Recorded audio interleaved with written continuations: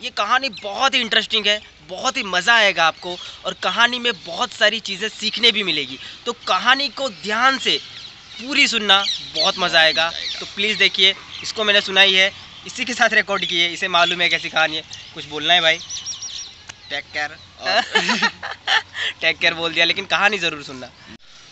तो आज मैं आपको एक मस्त कहानी सुनाने वाला हूँ, तो तू ध्यान से सुनना। हाँ। तेरे को ख़ास बताने वाला हूँ। तो एक कहानी है एक बच्चे की। वो बच्चा छोटा सा था, तब से ही बहुत मतलब कि बहुत टैलेंटेड था, बहुत ही शार्प था, उसका माइंड बहुत ही ब्राइट था, पढ़ने में बहुत ही होशियार था। तो वो बचपन से लेकर पहली क्लास, 5वीं क्लास, 12वीं क्लास सब में टॉप करता।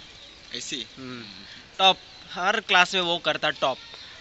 तो हर बार टॉप करने से वो कॉलेज में गया, वहाँ पर भी उसने टॉप किया, बहुत अच्छी उसे प्लेसमेंट मिली।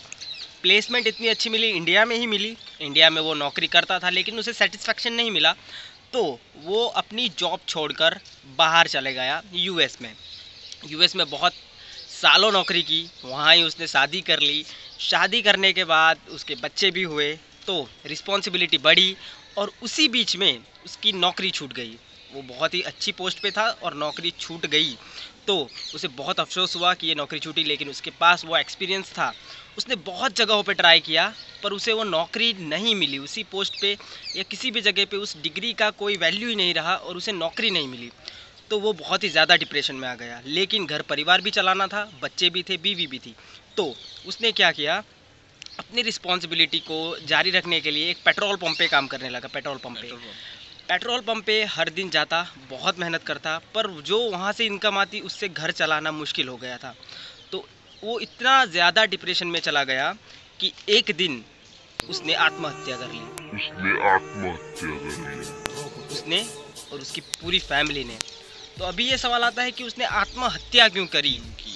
तो मैं बताना चाहूँगा कि उसके जो माँ बाप थे, उसने कभी बच्चे को नीचे गिरने ही नहीं दिया। ऊंच नीच का कोई रेशियो ही नहीं समझाया, कुछ उसकी लाइफ में कभी नीचाई आई नहीं। हर समय वो टॉप करता, हर समय उसने देखा था कि सिर्फ मैं ऊंचे उड़ रहा हूँ, या मैंने हर समय कामयाबी पाई है। उसने असफलता कभी नहीं देखी थी। तो असफलता ना देखने की वजह से उसने आत्महत्या कर ली।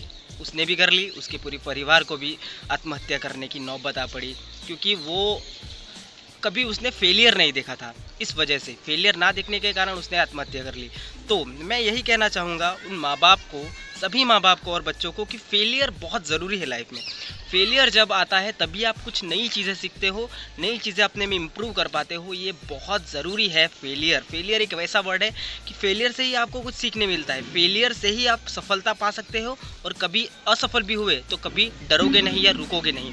तो उन सभी माँ बाप को मैं कहना चाहूँगा कि फेलियर, अपने बच्चे को फेलियर दिखाना भी ज़रूरी है, बाहर की दुनिया दिखाना भी ज़रूरी है। अप डाउन लाइफ में जो भी चीज़ें हों वो बहुत ज़रूरी है लाइफ में, तभी आप कुछ सीख पाओगे। हर समय ऊंचाई या टॉप करना या लाइफ में सब कुछ अचीव हो जाना, ये भी अच्छी बात नहीं है, क्योंकि फेलियर नहीं होगा तो आप कुछ नहीं सीख पाओगे। तो ये थी कहानी हमारी short. Bye bye, take care.